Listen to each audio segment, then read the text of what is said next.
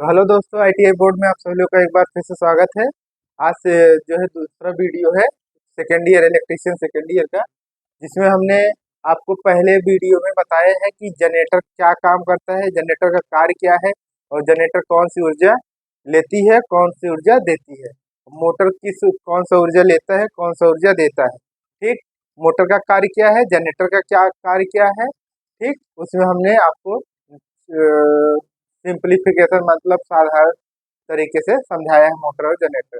अब दूसरे वीडियो में देखते हैं हम डीसी मशीन के भाग। ठीक, अब जो फर्स्ट ईयर में एक चैप्टर है चुंबक मैग्नेट, उसको आना चाहिए, और एसी जो है प्रत्यावर्ती धारा एक चैप्टर वो है। दोनों चैप्टर कम से कम आना चाहिए क्योंकि उसी में पूरी मशीन चलेगी। ठीक, आज आपका दूसरा जो है वीडियो है डीसी मशीन के भाग।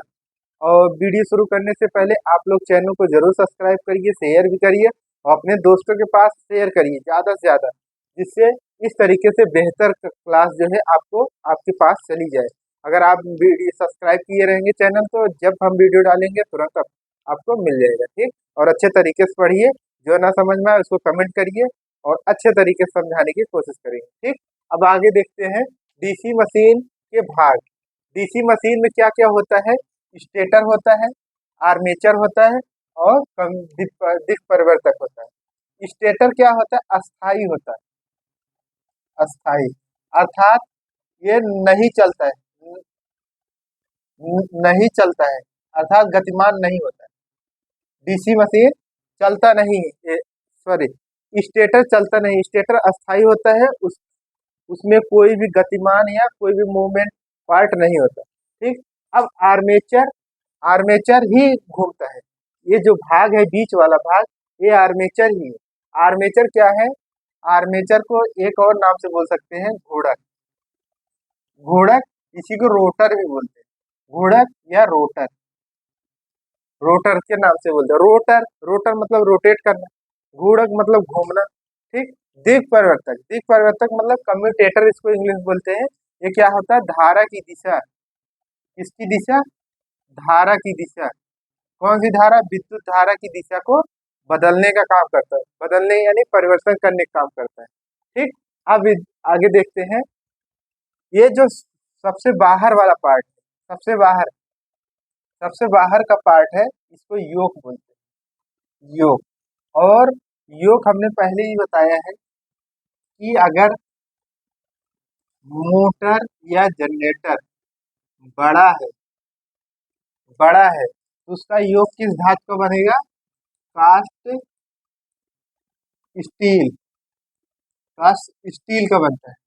ठीक, कास्ट स्टील का बनता है। जब मोटर या जनरेटर बड़ा होगा, कौन सा योग की बात कर रहे हैं, जब मोटर या जनरेटर बड़ा होगा तो उसका योग किस धातु का बना होगा, तो कास्ट स्टील का बना। किस धातु का बना होगा, कास्ट स्टील का। फिर से एक बार सुनिए, जब मोटर या जनरेटर बड़ा होगा, उसका साइज बड़ा होगा, यानी उसका लार्ज होगा, उसकी साइज बड़ी होगी, तो उसका योग किस धातु का बना होगा, कास्ट स्टील का बना। ठीक, उसी पे फिर आगे देखते हैं। मोटर या जनरेटर छोटा होगा, छोटा होगा तो किसका बनता है, कास्ट आयरन, कास्ट आयरन या ढलवा लोहा जिसको बोलते हैं। अगर मोटर या जनरेटर छोटा है, मोटर या जनरेटर छोटा है तो उसका योग किससे बनेगा, किस धातु का बनता है, कास्ट आयरन का। किस धातु का बनता है, कास्ट आयरन। अच्छा, अब ये सब हुआ क्यों है, क्योंकि जो हमारा मोटर या जनरेटर होता है वो कॉस्टली होता है, महंगा होता है। तो महंगा जब होता है तो हम चाहते हैं कि जो ऊपर वाली चादर है जिससे ढका ढका होता है, योग योग चद्दर, सबसे ऊपर जो चद्दर होता है, चद्दर यानी चादर होता है, उसी को योग बोलते हैं। वो खराब ना हो, अगर वो खराब हो जाता है तो मोटर या जनरेटर में पानी चला जाएगा और उसमें बाइंडिंग खराब हो जाएगा, अनेक प्रकार से IR वैल्यू, वोल्टेज ड्रॉप, अनेक प्रकार की समस्या आएगी। इसीलिए योग जो बड़ा होता है, बड़ा मोटर या जनरेटर का योग हम कास्ट स्टील से बनते हैं। कास्ट स्टील जल्दी से मुरचा नहीं लगता, इसमें बहुत जल्दी मुरचा नहीं लगता, जंग नहीं लगता। लेकिन ठीक, जल्दी नहीं लगता, इसीलिए हम बड़े में यूज करते हैं। छोटा क्या है, मोटर या जनरेटर, ये छोटा होता है, ये सस्ता भी होता है, इसीलिए इसमें कास्ट स्टील की जगह कास्ट आयरन का प्रयोग करते हैं। ठीक, अब योक हो गया, पोल शू, ये है पोल शू। ठीक, पोल शू इसको बोलते हैं पोल शू। देखिए ये जो ये भाग है आपका, इसको बोलते हैं पोल शू। आने वाले समय में सब बताएंगे पोल शू। और जो एक कट कट है, कट कट खड्डा टाइप है, उधर उभरा हुआ है खड्डा टाइप, इसको बोलते हैं खांचे, इसी को इंग्लिश में बोलते हैं सलाड, खांचे। ठीक, और जहाँ चुंबक बनता है यस यन, यस यस बनता है, यन यन बनता है, उसको बोलते हैं पोल। पोल मतलब खंभा, पोल। ठीक, पोल हो गया। इस आर्मेचर और आर्मेचर और स्टेटर के बीच में जो गैप होता है, आर्मेचर आर्मेचर और स्टेटर के बीच में जो होता है गैप, उसको बोलते हैं वाय अंतराल या एयर गैप, वाय अंतराल या एयर गैप। क्या बोलते हैं, वाय अंतराल या एयर गैप, यानी स्टेटर और आर्मेचर के बीच का जो गैप होता है उसी को बोलते हैं वाय अंतराल या एयर गैप। ठीक, अब इसके अंदर जो इस तरीके से कट कट है, इस तरीके से, इसको बोलते हैं फील्ड एक्साइटेशन, यानी इसके अंदर एक बाइंडिंग होती है। अभी इसको बताते हैं, ये इस तरीके से होता है,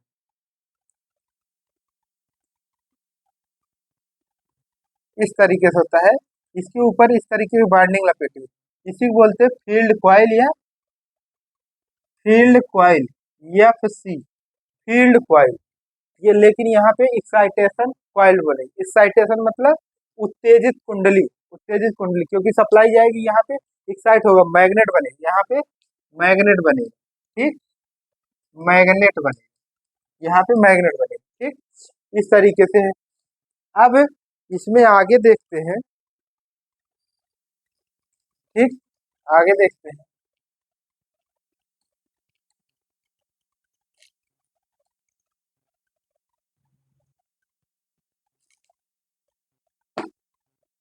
अब इसमें आप पढ़े होंगे फर्स्ट ईयर में चुंबक, कौन सा चुंबक, चार चुंबक होते हैं। चुंबक होता है दो प्रकार के, लेकिन उसको चार तरीके से दिखाते हैं। ठीक, चुंबक आप पढ़े होंगे, चुंबक होता है चार प्रकार के, उसको आप पढ़े होंगे। तो चुंबक है, पहला है यन, यन, यस, यस, यन यस, और फिर यस यस, और यस यस, यन यस। तो आप जब फर्स्ट ईयर में पढ़े होंगे तो वहाँ इस तरीके से चुंबक होता है। चुंबक होता है दो प्रकार के, एक होता है आर्टिफिशियल, जो तारों के द्वारा कॉइल बनाई जाती है उसमें चुंबक बनता है, उसको आर्टिफिशियल बोलते हैं। और नेचुरल चुंबक जो पत्थर की तरह होता है, जैसे रेडियो टीवी पहले जब पुराने समय में आती थी, उसमें पत्थर की तरह चुंबक होता था, उसको बोलते हैं नेचुरल चुंबक या नेचुरल या प्राकृतिक चुंबक। और जो कॉइल द्वारा बनाया जाता है उसको हम बोलते हैं आर्टिफिशियल चुंबक। तो ये चुंबक है। जब यन यन चुंबक होता है तो ये एक दूसरे के पास आकर्षित होता है, अट्रैक्शन होता है, अट्रैक्शन होता है। ठीक, इस तरीके से ये एक दूसरे के पास अट्रैक्शन होगा, अट्रैक्शन। लेकिन जब यस यस समान चुंबक होगा, एक दूसरे के दूर भगेंगे, यानी एक दूसरे के दूर भागते हैं। जब समान यानी यस मिलेगा तो एक दूसरे के पास आएंगे, यानी एक दूसरे के पास आकर्षित करेंगे। लेकिन जब ये चुंबक असमान रहेंगे, यानी यस असमान रहेंगे, तो एक दूसरे के पास आएंगे, चाहे ए हो चाहे ए। लेकिन जब यस यस या यन यन जब समान चुंबक रहेंगे तो दूर दूर भगे, अर्थात दूर दूर भगे। ठीक, ठीक, इस तरीके से। तो यही चुंबक, और ये चुंबक है पत्थर वाला चुंबक, पत्थर यानी नेचुरल चुंबक, नेचुरल मैग्नेट। ठीक, ये नेचुरल मैग्नेट है, ये नेचुरल मैग्नेट है, और ये यही है कॉइल, फिर इसमें कॉइल डाला जाता है। ठीक, तो इसको बोलते हैं आकर्षण चुंबक, ये दोनों आकर्षण में आएंगे और ये दोनों प्रतिकर्षण चुंबक में आएंगे। ठीक, अब जब, हाँ ठीक, तो जब हम इस पे सप्लाई पड़ती है, इसमें मान लीजिए सप्लाई मिली, इस पे सप्लाई मिल गई जनरेटर में, तो इसके अंदर जब बाइंडिंग में ये भी चुंबक बनता है, ये भी मैग्नेट हो गया, ये भी मैग्नेट हो गया, ये भी मैग्नेट हो गया, मैग्नेट, मैग्नेट। जब ये मैग्नेट हो जाता है तो आपको पता है, अगर एक मैग्नेट है, दूसरा अस्थायी चुंबक अस्थायी है, यानी इसके अंदर मैग्नेट नहीं है, तो अगर लोहा होगा, आयरन होगा, तो ये अपने तरफ खींचने की कोशिश करता है। तो जब इसमें एक्साइटेशन फील्ड आता है तो ये घुमाने की कोशिश करेगा, अर्थात अभी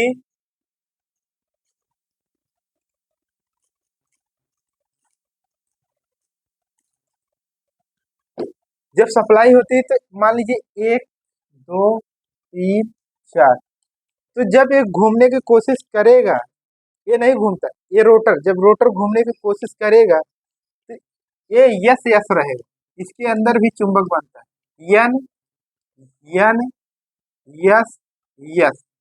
जब यन यस रहेगा, ये देखिए ध्यान, यन यस, यन यस रहेगा तो अपने तरफ खींचने की कोशिश करेगा, अपनी तरफ। जब यस है अभी यन है, यन इसको खींचा, जैसे एक खींचा यहाँ पर आगे आया, यस आया, यस यस हो गया, यस यस भगा दिए, यस यस जैसे आया तो उसको भगा दिए, धक्का मार दिए। लेकिन जब यस यहाँ पाए भगा दिए तो यन यहाँ पे पहुंचा जैसे था, तब तक ही इसको धक्का मारा, यन इधर आ गया, तो यन फिर इधर आ गए, फिर इधर कोशिश करता है चिपकने की, तब तक यस आ जाता है, तो यस यस आ जाता है, यन यन आ जाता है, फिर यन यन भगा देता है।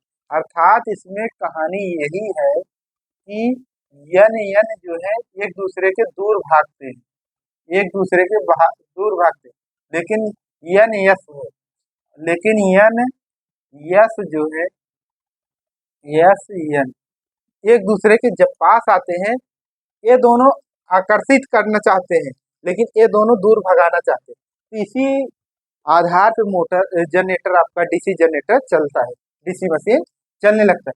जैसे भागने की कोशिश किया, यहाँ से यन, यहाँ से यन यन बना, इसको आकर्षित कर रहा है, यहाँ पे खींच रहा है, जैसे खींचने की कोशिश पहुंचा, तुरंत यहाँ पे पीछे से एक धक्का दे दिया आगे। अर्थात जैसे आप, कई लोग, एग्जाम्पल देना पड़ेगा तभी समझ में आएगा। जैसे मान लीजिए कोई गोला है, गोला है, और उस गोले में कई लोग बैठे हैं, ठीक, गोले में कई लोग बैठे हैं। अब यहाँ पे एक नंबर, दो, तीन, चार, पाँच, छः, और सब लोग आपस में दौड़ रहे हैं, आपस में दौड़ रहे हैं, लेकिन यहाँ पे एक टीचर रखे हैं, एक टीचर है, वो कह रहा है बराबर दौड़ते रहो, बराबर दौड़ते रहो। अगर एक नंबर वाला यहाँ एक नंबर पे आएगा तो दो नंबर वाला भी तो दो नंबर आएगा, तीन वाला चार पे जाएगा, चार वाला पाँच पे जाएगा, पाँच वाला छः पे, छः वाला एक पे, तभी तो घूमेगा। अगर एक नंबर वाला दो पाया और दो नंबर वाला जाएगा ही नहीं, तब तक तो सब कुछ लाइन जो ये कड़ी चल रही टूट जाएगी, कड़ी टूट जाएगा, लाइनअप टूट जाएगा। इसलिए लाइनअप ना टूटे, इसलिए एक वाला भी ऐसे, एक वाला दो पाए, दो वाला तीन पे, तीन पे चार पे, चार पे पाँच पे, इसी तरीके से, जिससे दौड़ते रहें बच्चे, और दौड़ते रहेंगे तो ये सर लाइन जो है क्लियर रहेगी, मतलब ये कड़ी टूटेगी नहीं। अगर कहीं कोई बैठने की कोशिश कर रहा है, यहाँ अगर एक नंबर वाला आया, एक बार चक्कर मार लिए, उसके बाद सोच रहा है दोबारा बैठे, तब तक टीचर देख रहा है, टीचर मतलब ये देख रहा है, इसका टीचर, तो ये देख रहा है कि गलती की हो, सजा भोगो, तुरंत दौड़ लो, दौड़ो, ये दौड़ने लगता है। टीचर क्या करता है, दौड़ता रहता है। अर्थात टीचर का मतलब है यन यस एक दूसरे के पास बैठना चाहते हैं, लेकिन जैसे बैठ आता है, पहुंचता है, तुरंत यस आ जाता है, यस आ जाता है, तुरंत भगा देता है। फिर यस जैसे पहुंचता है यस यस के पास, तो यन इसको भगा देता है, भागो हमारा। तो ऐसे खेल ये दौड़ते रहते हैं, और ये पूरी प्रक्रिया को क्या बोलते हैं, डीसी मशीन का जनरेटर, और जनरेटर इसी अनुसार से चलता रहता है। कोशिश कर रहे हैं कि आपको बहुत बेहतर तरीके से समझाने की, अगर नहीं समझ में आता है तो आप कमेंट करिएगा, और बेहतर तरीके से समझाएंगे, कोशिश करना हमारा काम है। बाकी 100% कोई सक्षम नहीं होता है। एक आगे देखते हैं योग, इसी को बोलते हैं योग। योग अपना यही बाइंडिंग है, इसके अंदर जो होती है, यहाँ पे इस तरीके से बाइंडिंग लगी होती है, इस तरीके से बाइंडिंग के लिए कोर है, ठीक। उसके बाद पोल कोर को पकड़ने के लिए आई बोल्ट इस तरीके से होता है, यहाँ पे इस तरीके से इसी में पट्टा लगा के इसको मोटर को जब खराब हो जाता है आगे पीछे कहीं वर्कशॉप या कहीं पे हाइड्रा से या जेसीबी से ले जाते हैं। ठीक, उसके बाद इसका ये हो गया बेस यानी आधार, और हो गया पोल सू। ठीक, इस तरीके से इसको योग बोलते हैं। और इसको ध्यान से याद रखिएगा कि सब मोटर हो या जनरेटर में सबसे ऊपर ऊपर का भाग का भाग क्या होता है? भाग योक होता है। क्या होता है? योक। मोटर या जनरेटर के सबसे ऊपर वाला भाग क्या कहलाता है? योक कहलाता है। किस रूप में होता है? चादर के रूप में। चादर, चादर के रूप में। ठीक, चादर के रूप में इसको प्रयोग करते हैं। ठीक,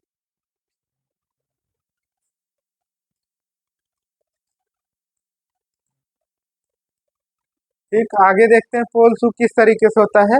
पोल शू इसी तरीके से होता है।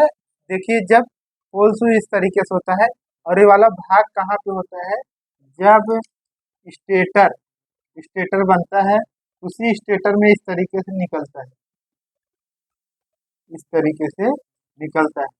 ठीक, तो यहाँ पे देखिए नट लगा है ना, यहाँ पे नट बोल्ट लगा है, तो यहाँ पे एक बड़ा सा नट बोल्ट लगा होता है इसके अंदर जो दिखाई नहीं देता।